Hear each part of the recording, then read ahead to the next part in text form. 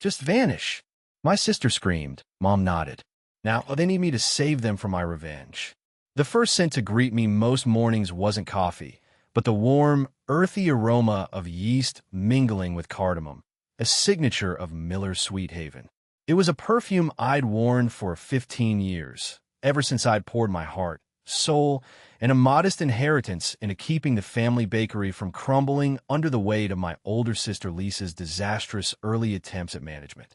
At 38, my hands knew the rhythm of kneading dough, the precise temperature of the ovens, the comforting weight of a full sack of flour.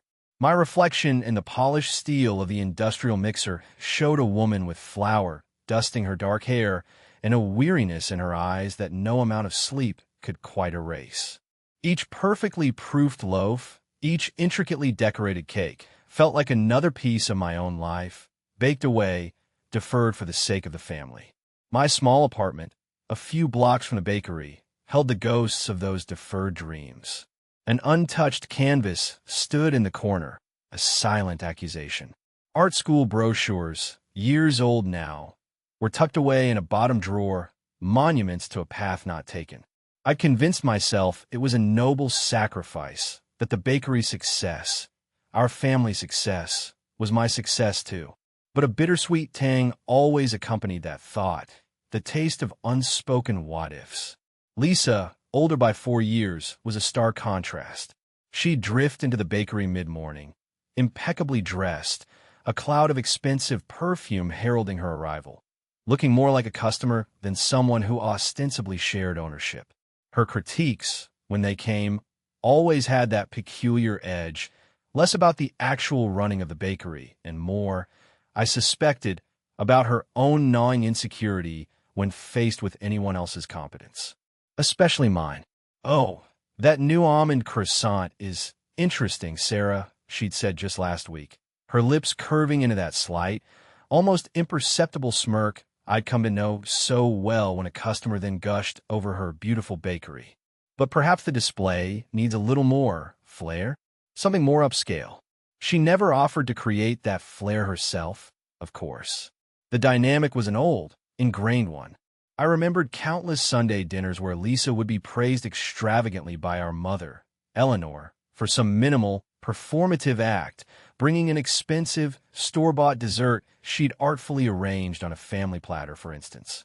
Meanwhile, my recounting of how I'd averted a major plumbing crisis at the bakery that week, saving us thousands, would be met with a distracted, "Oh, that's nice, dear," from Mom, while Dad, Mark, would just offer a passive nod before turning the conversation back to Lisa's latest social triumph. It was Dad's 65th birthday that finally brought the simmering pot of resentment to a rolling boil. The family home was decorated, a forced cheerfulness hanging in the air, as thick as the scent of Mom's over-perfumed lilies. Lisa, naturally, was holding court, animatedly describing her grand vision for the bakery, a massive, financially reckless renovation. New marble countertops, imported Italian espresso machines, a complete rebranding that sounded more like a trendy nightclub than our beloved neighborhood haven. All to be funded by bakery profits and, as I quickly gathered, a substantial new loan. My heart sank. I'd spent the previous evening poring over the financials, the numbers stark and unforgiving. "Lisa, that sounds ambitious." I began gently, trying to keep my tone neutral. "But looking at our current cash flow and the existing business loan we're still servicing, a project of that scale right now, it's just not feasible. Perhaps we could consider a more phased approach. Prioritize repaying some debt first." Lisa's face tightened. Her vision, when challenged by my fiscal prudence, always became a personal affront. "Feasible," she scoffed, her voice rising. "You always have to be the sensible one, don't you, Sarah? Always dragging things down with your negativity. You think you're so much better than me, just because you can balance a spreadsheet." "It's not about being better, Lisa." I tried to reason, my voice barely above a whisper. "It's about protecting what we've all worked for." Dad started to say something then, a weak, "Now, girls," but a sharp, warning glance from Mom, a silent command as potent as any shout, cut him short. He retreated into his usual silence, a portrait of defeated masculinity, fiddling with the stem of his wine glass, as if it held the answers to a peaceful life. Lisa, emboldened by Dad's retreat and Mom's implicit support, stood up, her eyes blazing with a theatrical fury I knew well. She slammed her hand on the polished mahogany table, making the silverware jump. "God, you're insufferable," she screamed, her voice cracking with genuine rage. "Why don't you just vanish? No one would even miss you. The bakery would finally be mine, the way it was always meant to be."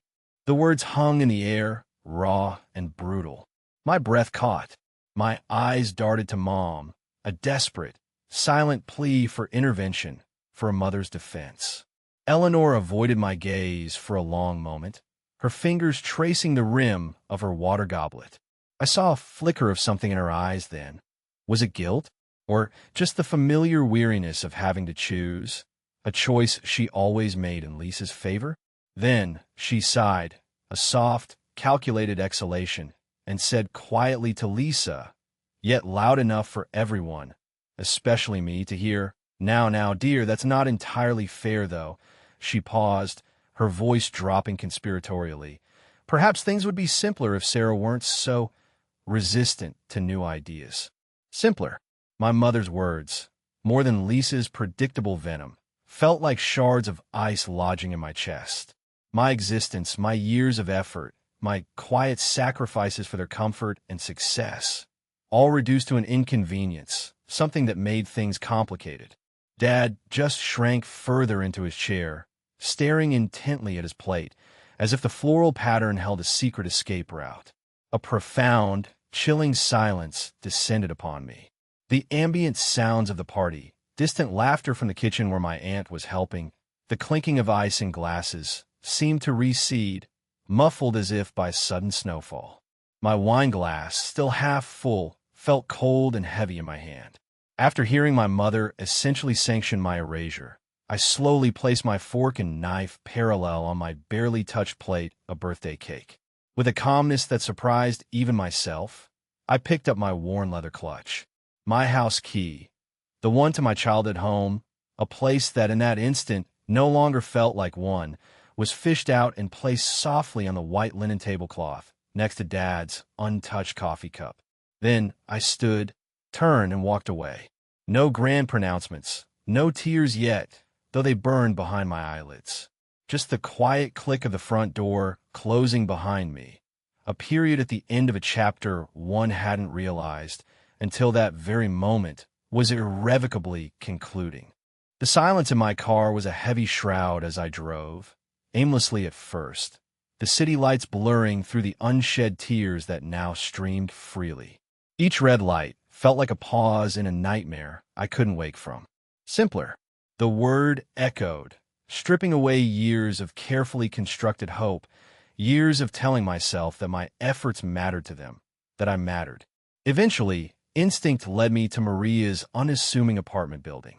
Maria, my best friend since college, my rock, my chosen sister. She opened the door on the third knock, her warm, intelligent eyes immediately registering the devastation on my face. Wordlessly, she enveloped me in a hug that spoke volumes of unquestioning support. She didn't press for details, not then. She just brewed chamomile tea, found a soft blanket, and sat with me on her comfortable, slightly lumpy couch, her quiet solidarity a lifeline in the sudden, vast emptiness that had opened up inside me. It was Maria who gently took my phone from my trembling hand and turned it off, creating a small, temporary mote of silence against the inevitable onslaught I knew would come, though not, I suspected, from a place of concern. The next morning, sunlight streamed into Maria's cozy kitchen, the cheerful yellow walls a stark contrast to the gray landscape of my inner world. The aroma of Maria's strong coffee, usually a comfort, today felt like an intrusion. I'd slept fitfully on her couch, the previous night's scene replaying in an agonizing loop. Lisa's distorted face, my mother's chillingly quiet dismissal, my father's averted gaze. "Ready to face the music?" Maria asked gently, placing a steaming mug before me. She meant the phone. With a deep breath and a sense of dread, I took it from her and powered it on. It immediately erupted, buzzing violently in my hand like an angry insect. 27 missed calls, a dozen voicemails, a flood of text messages. My thumb hovered over the notifications, a knot tightening in my stomach. Mostly from Lisa, a few curt, almost identical ones from my mother. I scanned the text first. Lisa, where are you? Suppliers are waiting. You need to be at the bakery now. Lisa, this isn't funny, Sarah. Pick up your phone. Mom, Sarah, your sister needs you at the bakery. This is irresponsible. Lisa, you're upsetting Dad. How could you just walk out like that? And on they went, a barrage of demands, accusations, and manipulative guilt trips. 27 daggers, I thought, and not one of them asked, "Are you okay, Sarah?" All of them screamed, "How could you inconvenience me?" It was as if I wasn't a person, but a crucial, malfunctioning cog in their family machine, a machine designed to run smoothly for Lisa's benefit, with Mom as the chief engineer of that skewed reality. The sheer volume and the utter lack of concern for my actual well-being confirmed my worst fears. Their panic wasn't about me. It was about the operational void I'd left. "Anything?" Maria asked, watching my face. I shook my head, a bitter laugh escaping me. "Nothing I didn't expect. They need the worker bee back in the hive." Over the next few days, the bakery, from what Maria could gather, began to unravel. She'd driven past a couple of times, reporting back a visible diminishment of its usual morning bustle. She'd received a discreet call from a mutual acquaintance, a regular customer, who mentioned the quality had slipped and the usually cheerful staff seemed stressed and unhappy under Lisa's erratic command. Online reviews, usually glowing, started to show a few confused and negative comments about missed orders and a general air of chaos. Miller's Sweet Haven, the reputation I'd painstakingly rebuilt and polished, was visibly fraying in mere days. A small, vindictive part of me felt a grim satisfaction, but it was quickly overshadowed by a deeper ache for what was being lost, for the legacy I'd tried so hard to protect. A week into my self-imposed exile at Maria's, a practical need arose. I needed some important personal documents, tax forms for the upcoming deadline, some old financial statements, and, crucially, my copy of the informal loan agreement notes I'd made with my parents all those years ago when I'd used my grandmother's inheritance to bail out the bakery. They were in my old room in my parents' house and in what I considered my personal locked desk drawer at the bakery. "I'll go," Maria said immediately, her expression fierce and protective. "You shouldn't have to face them yet. Give me your key." Reluctantly, I agreed. Maria went to my parents' house during the day when she knew they'd likely be out or at the bakery. She returned with a box of my essentials, but her brow was furrowed. "It was weird, Sarah," she said. "Your room, it felt like someone had been through your things. Not ransacked, but subtly disturbed. A couple of drawers were slightly ajar, papers not quite straight. A chill snaked down my spine. I recalled Lisa, a few months back, asking some oddly pointed questions about old family papers and where Grandma Miller kept her important documents before she passed. At the time, I dismissed it as idle curiosity. Now it felt sinister. The real shock came a few days later, bolstered by a surge of desperate bravery, or perhaps just sheer necessity. I decided to retrieve the contents of my desk at the bakery. I chose a late evening, long after closing, using a spare key I hadn't returned, an oversight I was now grateful for. The bakery was dark and silent, a ghost of its vibrant self. My small office felt cold. My heart hammered as I approached my desk. The drawer, the one I always kept locked, the one that held my most sensitive personal and financial notes related to my early investment, was slightly ajar. It had been forced open, the cheap lock broken. The small metal box I kept inside, containing those crucial notes, copies of bank transfers, and my grandmother's letters encouraging my investment, was gone. I sank into my chair, the cold dread washing over me in waves. It wasn't just about pushing me out anymore. This felt different, more calculated. It felt like they were trying to erase me, to rewrite the history of my own contributions, to ensure there was no record of my financial stake. Shaking, I called Maria. "They broke into my desk, Maria. The box is gone. All my notes about the inheritance, everything." Maria's outrage was a mirror of my own burgeoning fear and anger. "They didn't just kick you out, Sarah," she seethed. "They're trying to rob you blind of your past and your future. This isn't just a family squabble anymore. This is something else." Her anger, so clear and righteous, helped solidify my own resolve. I wouldn't just disappear. I needed to understand the extent of this betrayal, and I needed to fight back. It was Maria who then remembered Tom, the quiet, skilled head baker Lisa had summarily fired about a year ago. His supposed crime? Insubordination. In reality, he'd politely corrected one of Lisa's particularly costly ordering mistakes in front of a supplier, a public humiliation her ego couldn't tolerate. "He never liked Lisa," Maria mused. "But he always respected you, Sarah. Maybe he talked to you? He might know things about how Lisa really operates." Contacting Tom felt like a long shot, but I was desperate. He was initially hesitant when I reached him, wary of being dragged into family drama. But as I explained my situation, carefully omitting the worst of the emotional details and focusing on my concerns about the bakery's management and my missing documents, his tone shifted. The respect he'd always shown me, and his own lingering resentment towards Lisa's arrogance and incompetence, won out. He agreed to meet. We met at a quiet coffee shop far from our usual neighborhood. Tom was a man of few words, but his observations were sharp. He confirmed my fears about Lisa's chaotic management style, her vanity, and her alarming lack of basic business sense. "She always complained about you hoarding the profits," as she put it, Tom said, stirring his coffee slowly, "and blocking her grand vision. Truth is, Sarah, you're the only thing holding that place together. She was in over her head from day one, even after you fixed her first mess." His words, though validating, painted a bleak picture. But it was what he said next that truly chilled me. "She was always paranoid about you and those old papers," as she called them. "Asked me once if I knew where you kept your personal business stuff. I told her I had no idea, of course, but it stuck with me. It was odd. My mind raced. The forced drawer, the missing box, Lisa's paranoia. A disturbing pattern was emerging. Feeling a desperate need for someone who might understand the deeper, darker currents of my family. Someone who had perhaps navigated these treacherous waters before, my thoughts turned to Aunt Carol, my father's estranged sister. She'd left town, and effectively the family, years ago after a bitter dispute with Eleanor and Mark over her share of their parents' original small family business, a grocery store, long before the bakery.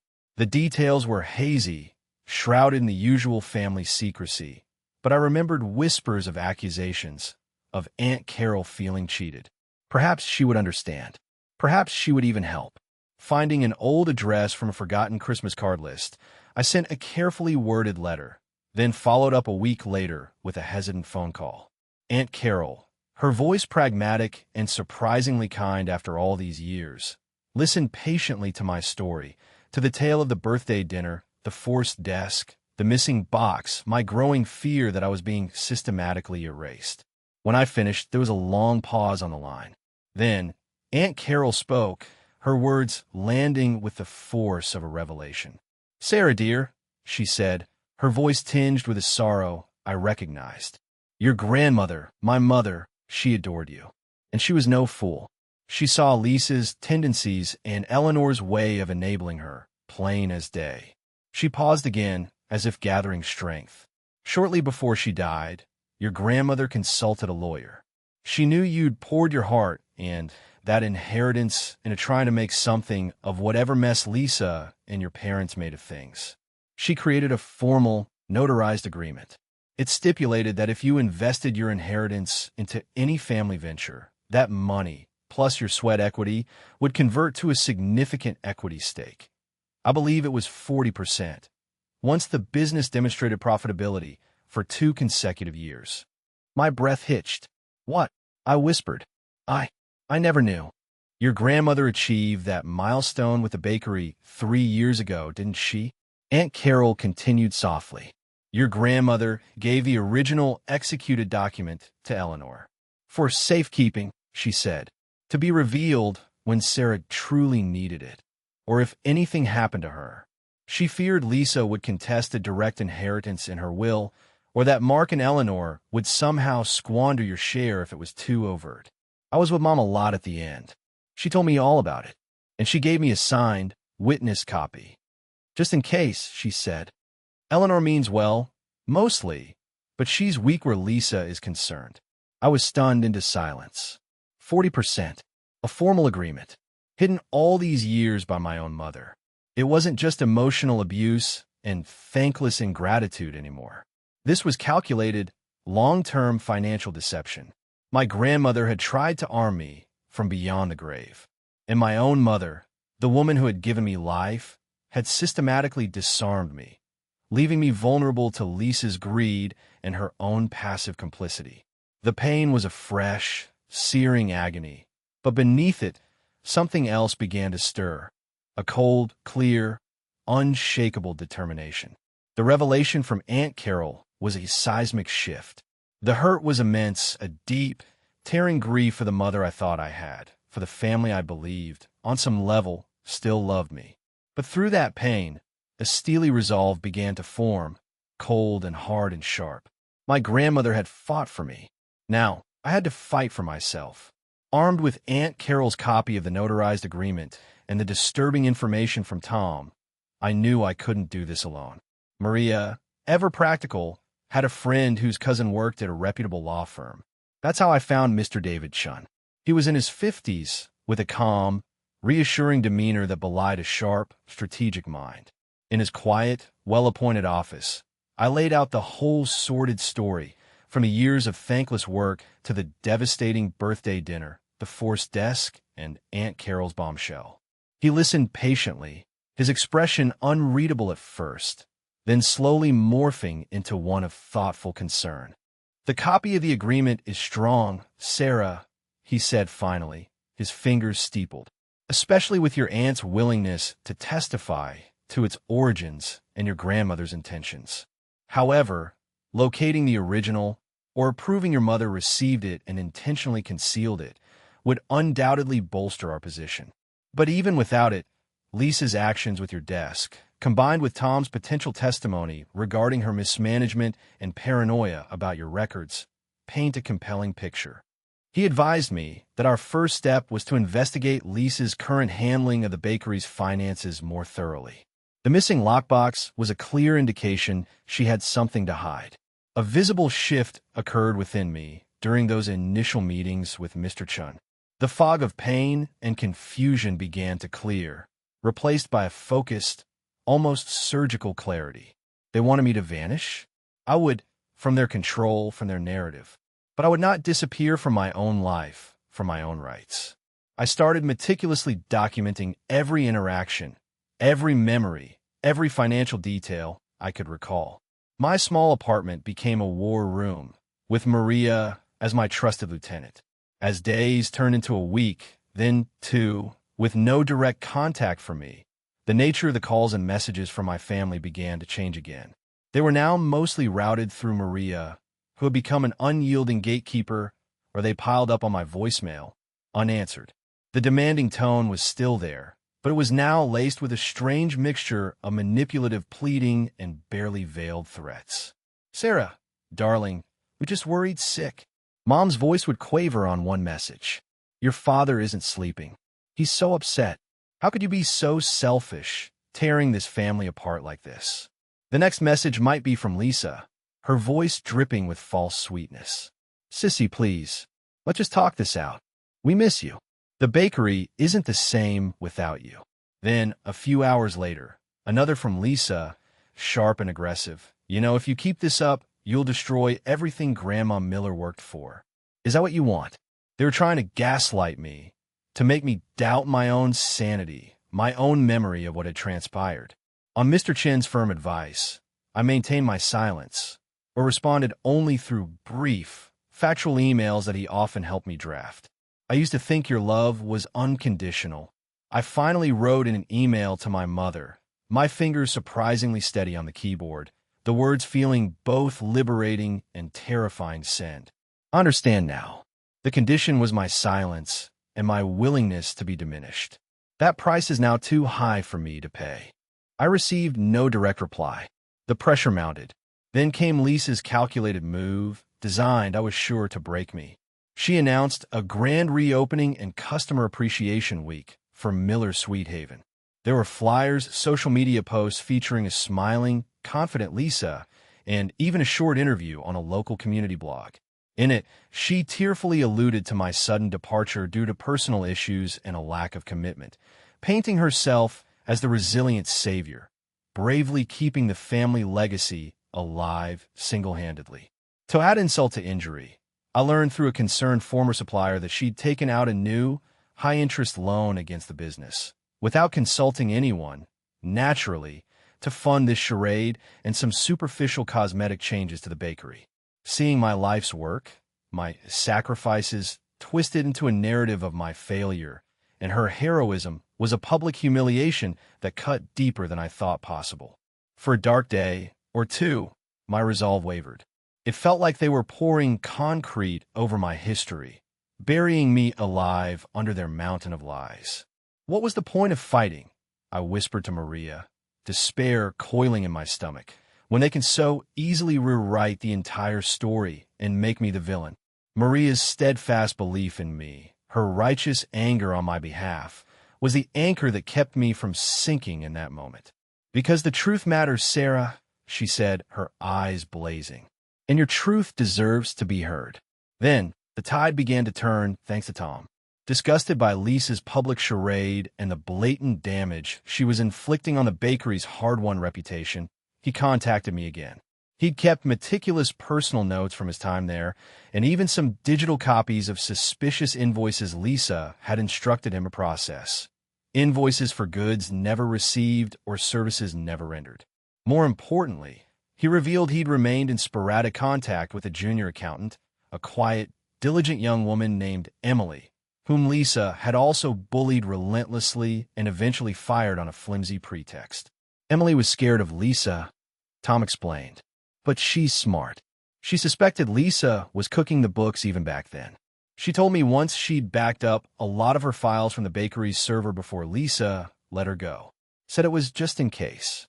Maybe she'd be willing to help. It felt like a lifeline. Mr. Chun, with my permission, reached out to Emily. She was wary at first, understandably afraid of any repercussions.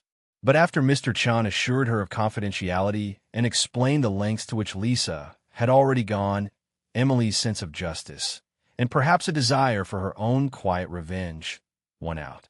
She agreed to share her backed-up files. The files were a goldmine. When analyzed by a forensic accountant, Mr. Chun engaged, they painted a damning, irrefutable picture. For years, Lisa had been systematically embezzling funds. There were inflated invoices to shell companies that seemed to exist only on paper, lavish personal expenses, designer clothes, spa days, even payments on her luxury car, disguised as business costs, and, most shockingly, evidence of a hidden merchant account that siphoned off a percentage of online sales directly into an account only Lisa controlled. The new, exorbitant loan she'd taken out for the grand reopening was clearly, in part, an attempt to cover these gaping shortfalls and perhaps, Mr. Chun theorized, to fund her own exit strategy after selling the now heavily indebted but superficially revamped business, leaving me with nothing but debts and a ruined legacy. This was the smoking gun, the decisive, irrefutable evidence we needed. With this arsenal, Mr. Chun moved swiftly. He formally requested an urgent family business meeting with Lisa, Eleanor, and Mark. The stated purpose was to discuss a resolution to Sarah's grievances and the future of the bakery.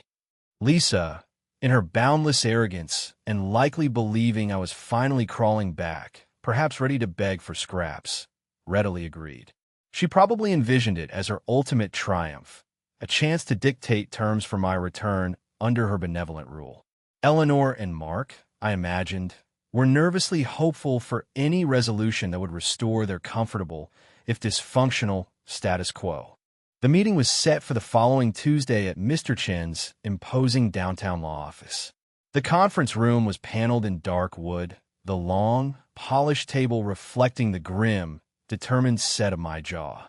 I was dressed in a simple, dark suit, an armor of professionalism. Maria was by my side, her presence a silent source of strength. And, to my profound gratitude, Aunt Carol had flown in from her quiet life on the coast. She sat a little apart, a silent, powerful observer, her presence a tangible link to my grandmother's foresight and love. Lisa arrived late, of course, a flurry of apologies that didn't sound remotely sincere, feigning a magnanimous concern. "Sarah, darling, I'm so glad you decided to be reasonable," she began, already moving to take the seat at the head of the table. Eleanor hovered nervously, fussing with her scarf, while Dad looked pale and deeply uncomfortable, his eyes darting everywhere but at me. Mr. Chun, with a calm but authoritative gesture, directed Lisa to a seat opposite me. "Perhaps we should begin," he said, his voice cutting through Lisa's performative pleasantries. After brief, formal introductions, he didn't waste any time. He started by presenting the notarized copy of my grandmother's equity agreement, along with a sworn affidavit from Aunt Carol detailing its creation and her mother's explicit intentions. Lisa scoffed, a flicker of something. Surprise? Annoyance? Crossing her face, but she quickly recovered her composure, waving a dismissive hand. "Old papers. Meaningless." Then Mr. Chun, with methodical precision, moved to the forensic accountant's report. He didn't just read from it. He projected key documents onto a large screen at one end of the room. Inflated invoices from non-existent suppliers. Credit card statements detailing Lisa's extravagant personal spending, all paid from bakery accounts.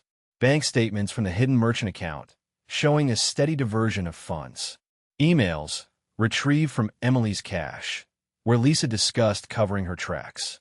The quiet hum of the projector was the only sound in the room for several long minutes as years of Lisa's calculated deceit were laid bare. The vibrant reds and greens of the financial charts, highlighting deficits and unauthorized withdrawals, seemed to mock the rosy picture Lisa always painted of her success. I remained silent, my gaze fixed on Lisa, watching as her confident facade began to crack, then visibly crumble. Her denials started as bluster. "This is absurd. These documents are doctored. It's a lie." Then escalated to shrill accusations.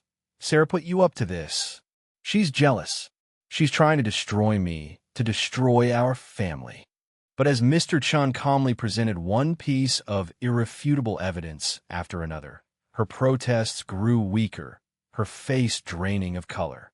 Her signature smirk was long gone, replaced by a sickly pallor of dawning terror. Eleanor gasped audibly when a particularly damning email from Lisa to a friend, boasting about outsmarting the family books, appeared on the screen. She covered her mouth, tears welling in her eyes, whether of shame, fear for Lisa, or, finally, a dawning comprehension of her own profound complicity. It was impossible to tell. Mark just slumped further in his chair, looking utterly broken and old, his gaze fixed on the damning evidence, as if hypnotized by the scale of his favored daughter's treachery. When Mr. Chin finally paused, the silence in the room was heavy, suffocating. He then looked directly at Lisa, his voice devoid of emotion. "Ms. Miller," he said, "my client, Sarah, is prepared to offer you two options. Option 1. You will immediately sign over your entire interest in Miller's Sweet Haven to Sarah for the nominal sum of $1, effectively nil considering the considerable sums you have embezzled. You will also agree to a legally binding, accelerated repayment plan for a quantifiable portion of these stolen funds, the exact amount to be determined by our forensic accountant, but estimated to be in the six figures. Option 2, he continued, his voice hardening slightly, is that I will take this entire file," he gestured to the thick binder on the table, "to the district attorney's office this afternoon. Given the evidence of systematic fraud, embezzlement, and potential tax evasion, I am confident they will take a keen interest." He leaned forward. "There will be no negotiation on these core points. You have 1 hour to decide." The hour Mr. Chun gave them felt like an eternity, yet also like the culmination of a lifetime of suppressed truths. Lisa, Eleanor, and Mark huddled in a corner of the vast conference room, their whispered conversation a frantic, desperate buzz.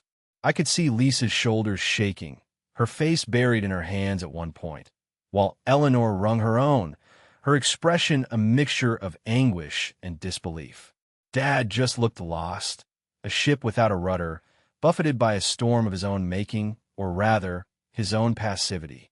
Maria sat beside me, her hand resting reassuringly on my arm, a silent anchor. Aunt Carol watched the family drama unfold with a sad, knowing gaze that spoke of her own past battles. Finally, a tear-streaked, utterly defeated Lisa, flanked by her equally shattered parents, approached the table where Mr. Chin sat, documents at the ready.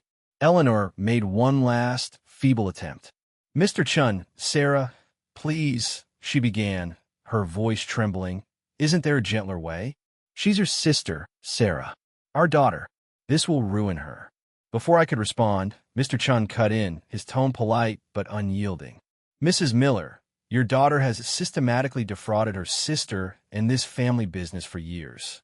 The gentler way would have been for her to act with integrity. These are the consequences of her choices." My own voice, when I found it, was quiet but firm. "Mom, Lisa made her choices. For years. I'm just making mine now." The words didn't come from a place of vengeance, but from a newfound core of self-preservation and a weary understanding of the truth. With no other recourse, a sobbing, incoherent Lisa signed the documents. She relinquished all claims to Miller's Sweet Haven and agreed to the stringent repayment plan. There was no genuine apology, only muttered excuses about pressure and misunderstandings, a final, pathetic attempt to deflect responsibility. As they prepared to leave, Dad finally met my eyes. His were filled with a profound, hollow shame. "I'm sorry, Sarah," he rasped, the words barely audible. For everything. I should have seen." Eleanor, still dabbing at her eyes, managed a weak, "Sarah, we never wanted this. We just wanted peace." Their sorrow, I realized with a pang, seemed to be more for the ruin of their comfortable illusions, for the destruction of their carefully curated family image, than for the years of my quiet suffering or the depth of Lisa's betrayal. Their apologies felt like whispers in a hurricane, too little, far too late to mend the chasm that now yawned between us. The departure of Lisa and my parents from that law office was heavy with unspoken recriminations and the irrevocable severing of old, toxic ties. In the days that followed, the reality of my new situation began to sink in. I was now the sole owner of Miller's Sweet Haven. The feeling was a strange mix of triumph, terror, and an overwhelming sense of responsibility. The bakery, I soon discovered, was in even worse shape financially than Mr. Chen's initial assessment had shown, thanks to Lisa's final, desperate loan and her months of reckless spending. The path ahead was daunting, but I wasn't alone. Tom, true to his word, officially returned as head baker and, unofficially, as my operations manager. His quiet competence and unwavering loyalty were a godsend. He even managed to convince a couple of other skilled former employees, people Lisa had alienated with her arrogance, to come back. Maria, with her boundless energy and marketing savvy, threw herself into helping me rebrand and relaunch, subtly, at first, then with growing confidence. Sarah's at Miller's Sweet Haven began to appear on our signage and social media, a quiet reclaiming. Aunt Carol, surprisingly, proved to have a keen business mind, honed from her own past struggles. She became an unexpected mentor, offering invaluable advice and a steadying presence during those turbulent early months. The community, initially confused by the rumors and Lisa's self-pitying narrative, gradually began to understand a more accurate version of events. Whispers turned into quiet support, then into returning customers. They came for the quality I'd always insisted upon, and perhaps for the story of quiet resilience they were beginning to piece together. My relationship with my parents shifted into a carefully managed, distant politeness. I allowed contact, mostly for Dad's sake, as his health seemed to falter under the weight of the family's disgrace. But the old dynamic was irrevocably broken. Eleanor made clumsy attempts at reconciliation, often tinged with subtle efforts to excuse Lisa's behavior. She was under so much stress, dear. Or downplay the past. Can't we just try to forget all this ugliness? I learned to meet these efforts with calm but firm boundaries. Forgiveness, I realized, might come in its own time, in its own seasons, but trust, once shattered so completely by those closest to you, was a far more delicate, perhaps even impossible, bloom to cultivate again. Lisa, stripped of her unearned status and forced to confront the real-world consequences of her actions, became a diminished figure. She had to sell her expensive car, downsize her lifestyle dramatically to meet the repayment terms. Her social circle, built on a foundation of superficiality and her family's perceived wealth, largely evaporated. We had no contact. My little apartment, once a place of solitary meals and deferred dreams, slowly transformed. The table often hosted laughter and shared stories with Maria and Aunt Carol. My loyal staff, Tom included, became a new kind of family, one built not on obligation or accident of birth, but on mutual respect, shared purpose, and genuine affection. And then there was the art. One evening, months after the confrontation, feeling a sense of peace I hadn't known in years, I pulled out that old, untouched canvas. I bought new paints. I enrolled in that evening art class I'd always dreamed of. The act of mixing colors, of transforming a blank space into something expressive and uniquely mine, was profoundly healing. My creativity, so long suppressed, began to unfurl. I even started incorporating my artistic talents into the bakery, creating beautiful, unique cake designs that quickly became a local sensation, another layer to the bakery's rebirth. A year later, Miller's Sweet Haven, now often simply called Sarah's Bakery by the regulars, was bustling. It was financially stable, had even won a local Best Bakery award. I was sketching a new design for a wedding cake in my slightly larger, brighter apartment, a space that truly felt like my own sanctuary, filled with my paintings and the scent of good coffee. The scars of betrayal remained. I knew they always would. They weren't open wounds anymore, but faint, silvery lines, reminders not of the pain, but of the strength it had taken to heal, to overcome. I acknowledged the profound loss of the idealized family I'd once longed for, but I cherished the hard-won liberation, the authenticity I now inhabited. True family, I had learned, wasn't an accident of birth. It was a conscious choice, a choice of respect, of trust, of unwavering support, of showing up for each other in the ways that truly mattered. They had told me to vanish. And in a way, the old Sarah, the one who silently absorbed every slight, who shrunk herself to fit their narrow expectations, who believed her worth was conditional upon their approval, she had disappeared. And in her place, I had finally, fully appeared. It makes you wonder, doesn't it? How many of us have been made to feel small so that others can feel big? And what incredible power, what quiet joy we unleash when we finally give ourselves permission to take up all the space we rightfully deserve in our own lives.